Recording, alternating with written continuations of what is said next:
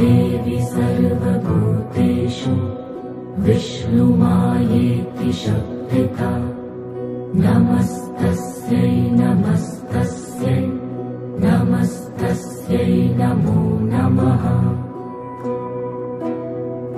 या देवी सर्वभूतेषु चेतनैत्यभिधीयते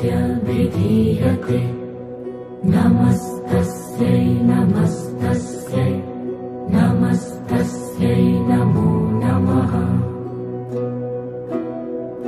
या देवी सर्वभूतेषु बुद्धिरूपेण संस्थिता नमस्तस्यै नमस्तस्यै नमस्तस्यै नमो नमः।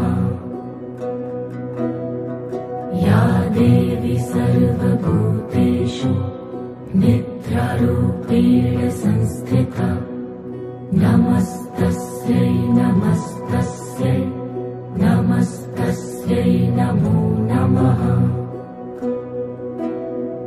या देवी सर्वभूतेषु क्षुधारूपेण संस्थिता नमस्तस्यै नमस्तस्यै नमस्तस्यै नमो नमः।